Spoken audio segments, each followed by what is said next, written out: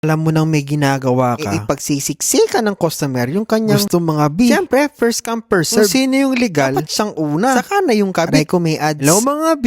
Ako nga pala si Komi, ang inyong masayaing florista dito sa Saudi Arabia. And for today's Bulaklak serye, meron ka nagpagawa ng regalo na ilalagay sa loob ng box na clear. Tapos may dumating na customer. Tapos nagmamadali daw siya. Kaya itabi ko muna daw itong ginagawa ko at gawin ko muna daw yung kanyang order. Parehas kaming napatunga nga. Yung customer habang ginalagay ko itong mga dry moss na ito dito sa lalagyanan natin. Di ko na lang pinapalata mga bi, pero nakikita ko bumubulong-bulong na yung kasama ko. Sabi ko, first come first serve madam. Visit yung customer. Sabi ba naman sa akin, bilis-bilisan ko daw sa paggawa ko ng arrangement. At wag na daw ako mag-video.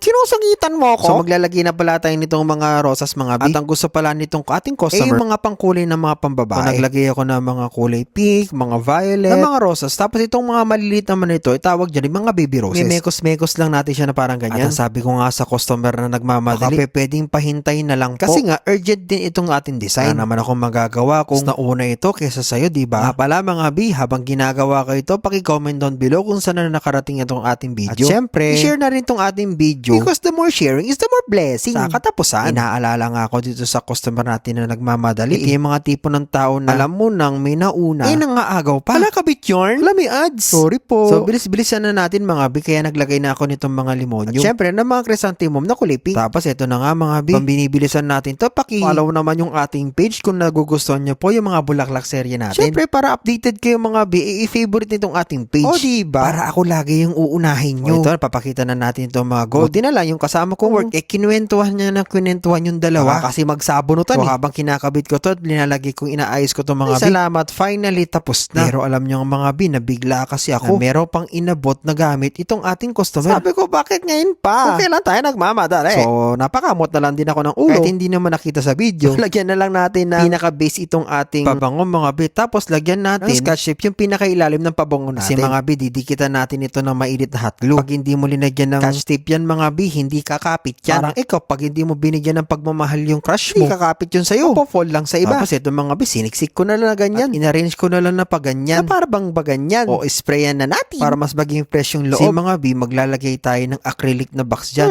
Anong ginagawa mo dyan, madam? So, sprayan lang po na natin ng glass cleaner itong acrylic na cover mga B. Mekos-mekos lang natin. Gumagamit pala ako dyan ng tissue mga B para madaling linisin. Kasi pagbasahan, parang ang burak-burak. Parang ang dugyot-dugyot. Tapos isara na natin. So yun na nga mga B, nagmamadali na talaga itong customer. At alam nyo ba kung ano yung bibilin? Gusto ko po isang pirasong bulaklak lang pala. Sa single rose, sana sinabi mo na sa akin, madam. Sana nakaalis ka na. Kala ko naman kasi bouquet. Isang piraso lang palang bulaklak yun. So yun na nga mga B, ito na nga. Sabay silang umalis. Kasi napakadali lang naman gawin ng isang pirasong bulaklak. Di pa sinabi sa akin. So yun lamang mga B. Sa susunod ulit mga B, Bulaklak serye. See you soon!